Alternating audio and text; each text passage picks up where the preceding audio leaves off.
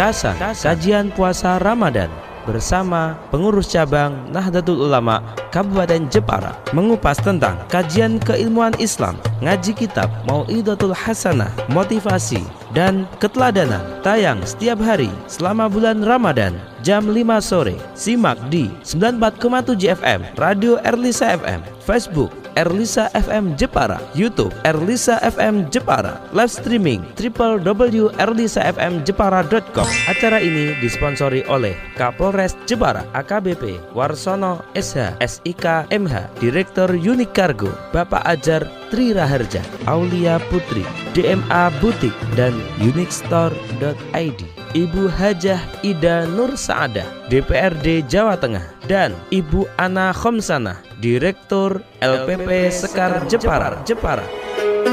Assalamualaikum warahmatullahi wabarakatuh. Bismillahirrahmanirrahim. Alhamdulillahi rabbil alamin.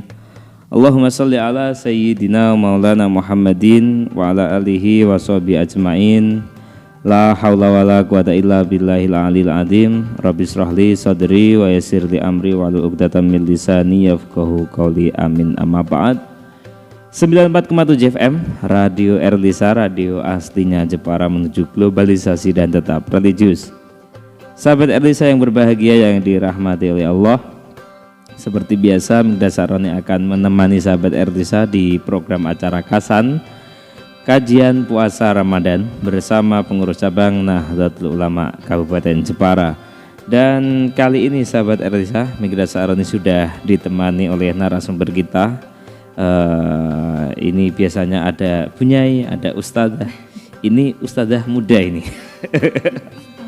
Dari IPPNU Jepara ada Rekanita Tasya Cornelia Putri. Assalamualaikum. Waalaikumsalam. Gimana kabarnya Tasya? Alhamdulillah baik. Alhamdulillah baik ya. Ini koordinator sekolah dan jaringan sekolah dan pesantren ya. Oke. Dan sore kali ini ya sahabat Erlisa, kita akan bersama-sama, tema kita kaji bersama adalah fikih dasar kewanitaan. Betul ya? Betul. Karena yang membahas ini wanita, perempuan ya. Fikihnya tentang perempuan. Oke, mungkin bisa disampaikan ini Rekanita Tasya. Saya harus panggil Rekanita karena kalau Ibnu Rekan, kalau IPPNU Rekanita, seperti itu ya. Hukum, nah ini terkait hukum mungkin karena ini kalau kita bahas fikih ini kan membahas tentang hukumnya. Mungkin bisa bisa dijelaskan terkait hukum haid ya. Oke, monggo silakan. Terima kasih sebelumnya untuk kesempatan yang telah diberikan oleh saya. Di sini saya ingin membahas tentang fikih dasar wanita.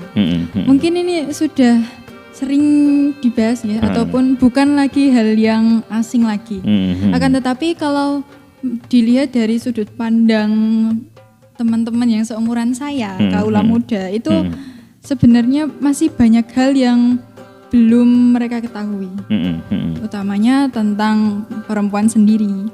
Kalau kita membicarakan hukum, mempelajari bab haid ini bagi wanita yang sudah balik itu hukumnya fardu ain, berarti wajib. Wajib ya. Nah, wajib karena ini kan menyangkut dirinya sendiri, menyangkut apa yang ada pada dirinya. Haid itu kan sebuah hal yang wajar ya. Ya memang harus perempuan wajar. Bahkan haid itu disebut menjadi keistimewaan wanita. Seperti halnya untuk sholat, ada keringanan, tidak diwajibkan untuk mengqadha sholat ketika haid. Kemudian di bulan puasa seperti ini, enak ya. Enak sekali itu, dapat bonus 7 hari. Tapi nanti di luar bulan Ramadan harus diqadha. Ya lumayan bisa minum es 7 hari.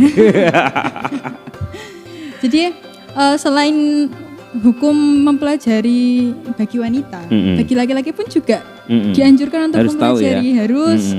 Jadi hukumnya itu fardu kifayah untuk laki-laki. Karena suatu nanti kan jadi calon imam ya, bukan calon imam lagi, menjadi imam perempuan. Iya, menjadi imam.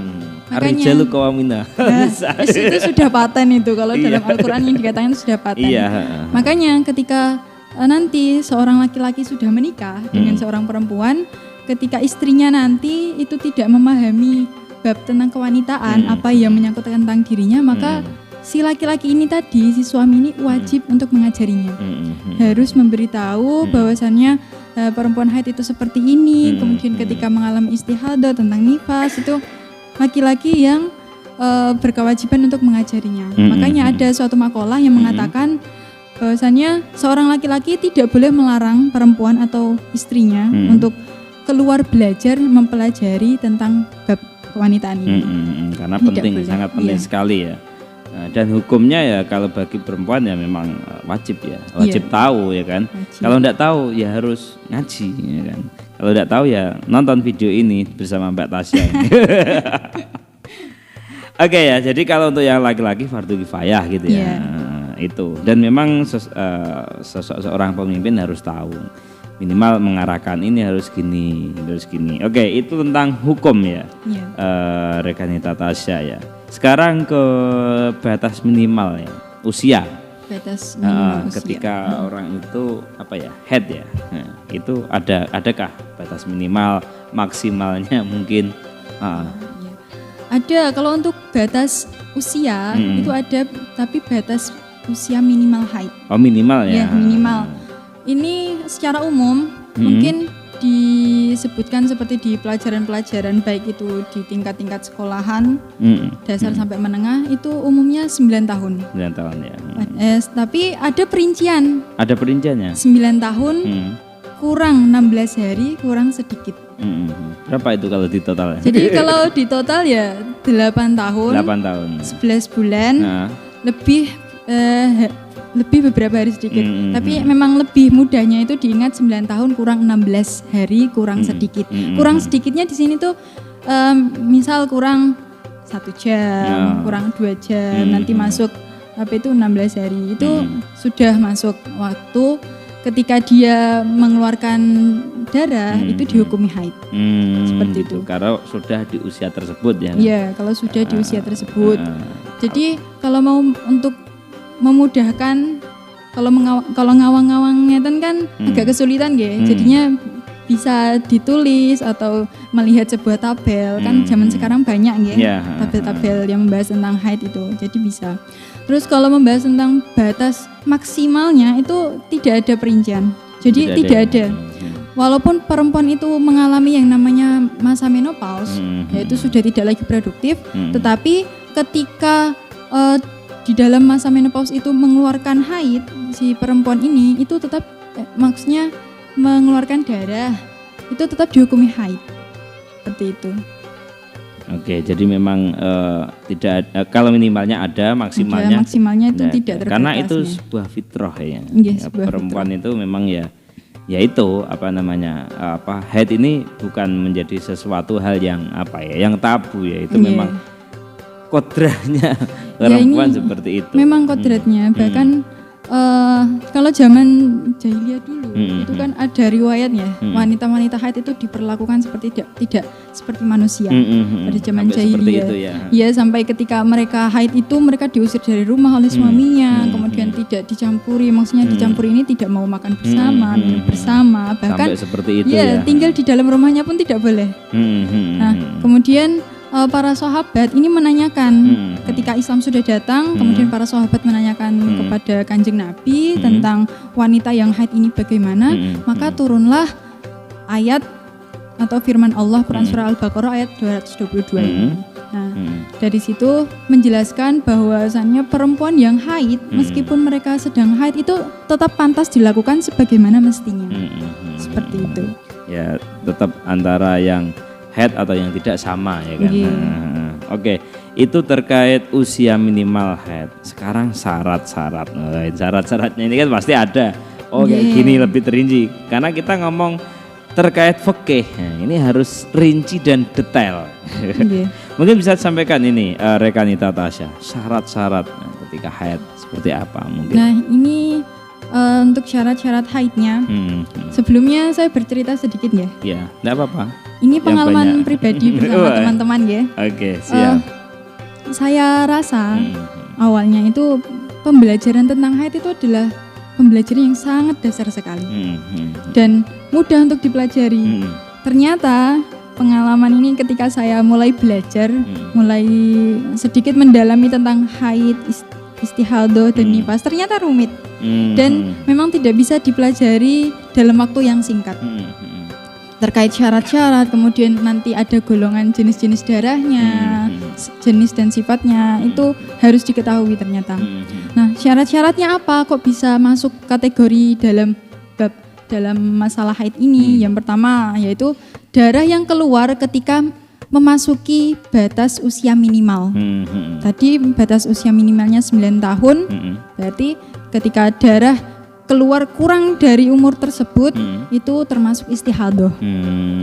Kurang dari 9 tahun. Iya, kurang tadi. 8 tahun lebih 10 bulan taruhlah. Ya, hitungannya seperti itu masih dihukumi sebagai istihadah, bukan haid.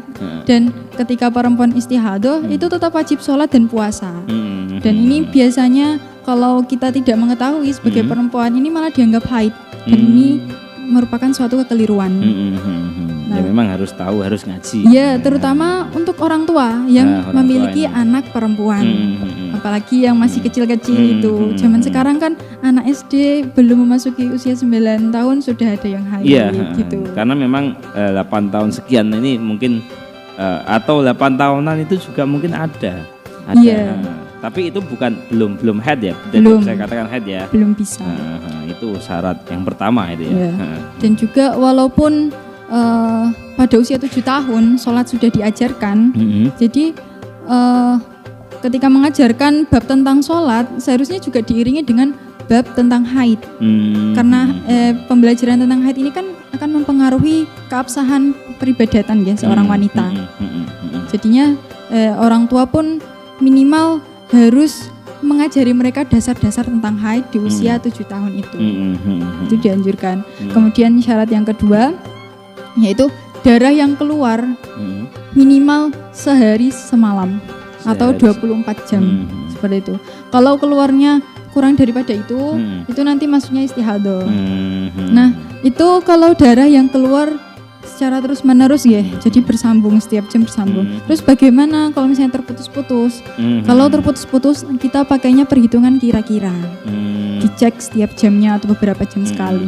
Nah, setelah itu nanti dikalkulasikan kalau darah yang keluar ini memenuhi 24 jam maka dihukumi haid. Ya. Kalau misalnya kurang dari 24 jam maka hukumnya istihadah. Ya. Dan kebingungannya kadang seperti ini. Darah yang keluar misalnya saya ya, darah saya yang keluar ini enggak sampai 24 jam. Tetapi kan tetap mengeluarkan darah. Identiknya kan kalau keluar darah haid, padahal tidak mesti. Maka perlu ketika mau beribadah, mau sholat, kalau misalnya sudah tahu kita istihadah, itu tidak perlu mandi wajib. Cukup membasuh, cukup istinja, kemudian berwudu sebagaimana mestinya, seperti itu. Kemudian syarat yang ketiga, itu tidak melebihi batas keluarnya haid, yaitu 15 hari 15 malam. 15 itu hari. Maksimalnya, iya 15 hari 15 malam. Dan yang terakhir, syarat yang terakhir adalah keluar setelah batas minimal masa suci. Batas minimal masa sucinya juga 15 hari 15 malam. Nah, kadang saya mendapati sebuah kasus atau dari teman sendiri ketika bertanya, "Loh, ini saya bagaimana? Saya haid pertama itu 7 hari. Kemudian saya keluar saya suci 12 hari. Kemudian setelah 12 hari saya keluar lagi darah selama 5 hari. Padahal kan kalau 12 hari ini dihitung tidak memenuhi batas minimal suci nggih, karena minimal suci kan 15 hari. Maka hukumnya bagaimana? Yang pertama, 7 hari yang pertama itu dihukumi haid. Kemudian 12 hari ini berhenti ini dihukumi masa suci. Kemudian 5 hari kedua keluar darah itu nanti diperinci. Karena untuk memenuhi batas minimal suci, 5 hari ini diambil 3 hari. Diambil untuk memenuhi masa sucinya, berarti dihukum istihadah. Kemudian yang 2 hari ini baru dihukumi haid. Seperti itu. Oke. Dan memang khususnya ini para rekanita ya. Karena IPPNU rekanita tidak hanya sekedar rekanita saja, mungkin para pemirsa mungkin yang masih milenial, Iya. ya masih muda-muda ini mungkin belum paham lah ini. Sangat pas sekali dengan tema kita ya, yaitu fikih dasar kewanitaan ini ya. Jadi kalau mungkin seandainya ya dari sahabat Ertisa, para pendengar, para pemirsa, nah ini cocok nanti kalau untuk konsultan nih. Nanti bisa japri ya. Oke, karena memang ini menjadi satu sangat penting ya. Lebih-lebih harus tahu detailnya ya. Mungkin apa namanya terkait ini kayak gini. Nah, ini harus tahu. Kalau seandainya belum tahu ya tanya kepada temennya, minimal yang paham lah. Nah, itu terkait syaratnya. Masih ada lagi nih syaratnya? Untuk syarat itu sudah cukup. Cukup ya, ada 4 Kan, tadi. tapi ya. ada sedikit tambahan dan ini penting ya, penting sekali. Ini terkait yang namanya keputihan. Mungkin nanti ini bahasanya agak vulgar, mohon maaf ya. Ya enggak apa-apa, ini kita mengkaji. Okay. Mengkaji dan ngaji. Ya. Jadi memang enggak apa-apa tentang keilmuan. Ya, ini memang perlu disampaikan karena terkait keputihan. Keputihan itu kan bukan haid ya, bukan haid karena yang keluar ini berupa cairan yang kadang bentuknya kental ataupun cair, kemudian berwarna putih atau bening. Dan hukumnya itu adalah najis. Ya, najis ya. Nah, ini perlu digarisbawahi bahwa keputihan hukumnya najis. Maka ketika kita hendak sholat ataupun berwudu, kok kita tidak ngecek dulu, mohon maaf, celana dalam kita atau pakaian dalamnya wanita, kok tidak ngecek dulu, dan kita tahu kalau kita ini sedang mengalami keputihan, kok nggak dibersihkan, maka ibadah kita itu ndak sah. Ya ndak sah karena ada najis tadi ya. Maka ini ternyata keputihan ini juga tidak banyak yang tahu hukumnya bagaimana. Ya. Maka ketika sebelum sholat itu perempuan dianjurkan untuk istinja terlebih dahulu. Entah itu mau buang air atau tidak, diusahakan untuk istinja terlebih dahulu, niatnya untuk membersihkan. Iya, betul sekali. Nah, selain itu bagaimana kan pakaian dalam yang dipakai. Terus kalau di rumah mungkin kita akan mudah untuk ganti pakaian dalam. Kemudian nanti ganti pakai yang baru lagi, yang bersih lagi, kemudian baru sholat. Tapi kalau di perjalanan bagaimana? Ini ada beberapa opsi. Yang pertama pakai pembalut atau panty liner. Yang kedua adalah ganti celana dalam setiap hendak mau sholat. Jadi kalau sehari semalam ada 5 waktu berarti 5 kali ganti. Minimal ketika bepergian bawa itu ya. Guru saya itu beliau pernah bercerita ketika beliau berpergian itu paling banyak barang-barang yang beliau bawa adalah pakaian dalam. Karena beliau itu tidak terbiasa, karena beliau tidak terbiasa untuk menyumbat atau memakai pembalut. Makanya ketika keputihan atau pas perjalanan beliau selalu membawa pakaian dalam paling banyak, yaitu untuk berjaga-jaga. Selain itu kalau membahas tentang istihadah, walaupun ada babnya tersendiri, istihadah dan keputihan itu kan untuk tata caranya ketika mau beribadah kan hampir sama. Nah, kalau istihadah itu ada beberapa hal yang mainstream sebenarnya. Maksudnya nanti ya hal tabu lah bagi perempuan, apalagi perawan-perawan kayak saya gitu ngeten ya. Tapi memang ini demi keilmuan. Ya salah satunya adalah ketika istihadah, guru saya tuh kalau menjelaskan ada pasti dicarikan beberapa opsi. Yang pertama itu dengan menyumbat dengan kapas. Dan menyumbatnya ini ngapunten bukan di saluran kencing ya, bukan. Tapi memang ada lubang yang tersedia di di alat kelamin wanita dan yang bukan tempat keluarnya air mani tadi ataupun air kencing tadi. Jadi itu disumbat dengan kapas dengan cara dimasukkan. Dan sedalam apa sih caranya memasukkan kapas itu sampai ketika perempuan jongkok itu tidak nampak. Jadi agak dalam ya, agak dalam, dan itu memang kalau buat perawan itu mesti khawatir lah. Ini saya masih perawan, nanti kalau selaput darah saya robek gimana. Beda lagi kalau buat perempuan-perempuan yang sudah menikah itu sudah bisa ya. Iya, jadinya itu tadi opsi yang pertama ketika istihadah yaitu menyumbat dengan kapas. Terus yang kedua memakai pembalut. Akan tetapi, nah ini ada tanda kutipnya. Akan tetapi ketika memakai pembalut harus menggunakan celana dalam yang ketat. Jadi harus ditarik ke atas sampai bisa mencegah keluarnya cairan dari kemaluan wanita itu. Seperti jadi itu. Biar rapatnya. Karena kalau nggak rapat kan tidak bisa mencegah keluarnya suatu cairan itu. Makanya harus benar-benar diperhatikan untuk soal ini. Dan untuk cara wudunya dan niatnya itu berbeda. Kalau biasanya kan nawaitu wudu'a li rafil hadasil asghari fardholillahi ta'ala. Itu kalau wudu biasa gitu ya.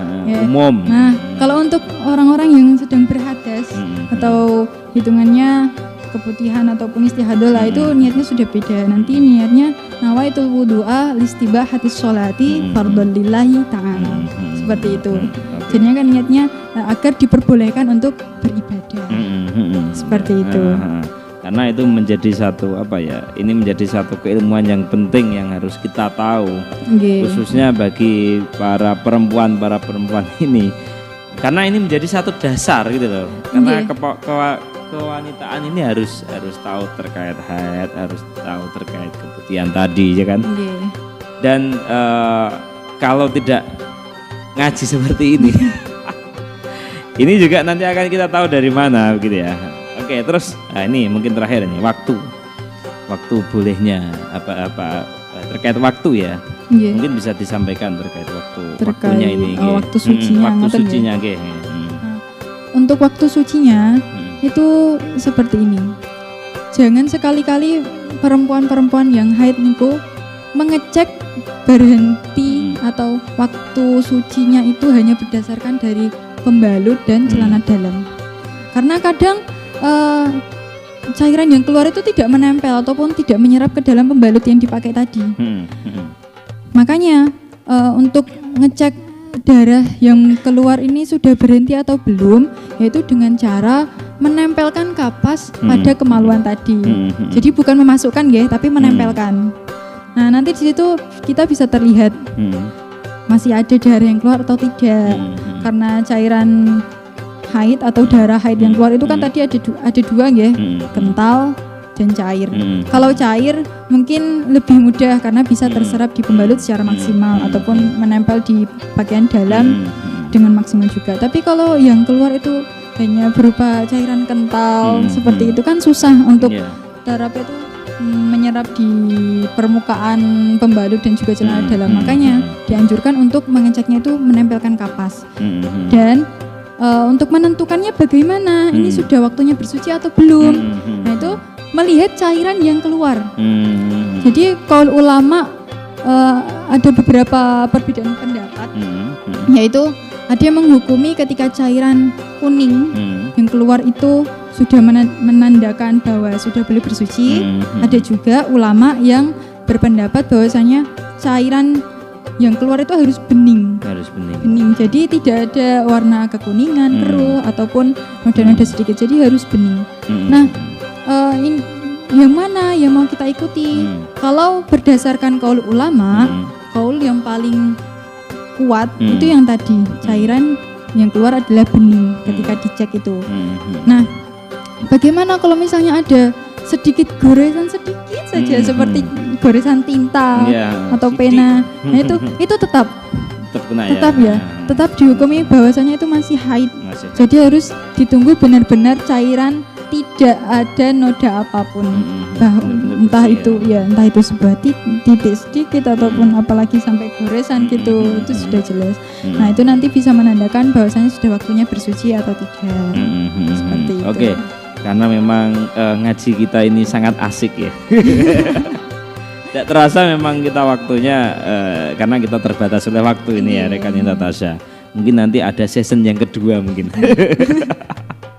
Oke, mungkin bisa diberikan satu kesimpulan closing statement terkait tema kita pada kali ini, fikih dasar kewanitaan. Kalau dari saya ini pengingat bagi saya sendiri maupun juga teman-teman yang ada di luar sana, terutama kaula muda, untuk belajar fikih kewanitaan zaman sekarang itu memang mudah. Karena sudah banyak ya komunitas-komunitas yang telah membahas tentang fikih keperempuanan atau fikih kewanitaan, entah itu tentang haid, istihadah, dan nifas. Akan tetapi untuk belajar sendiri itu tidak bisa hanya melalui media sosial ataupun buku secara otodidak, tidak bisa. Karena bab ini adalah bab yang rumit, bahkan para ulama pun juga mengakui kerumitan urusan perempuan ini. Maka perlu adanya guru pembimbing, yaitu seorang guru ataupun ustadz atau ustadzah. Jadi saya sarankan dari teman-teman itu sih memang belajar ya, mencari seorang guru.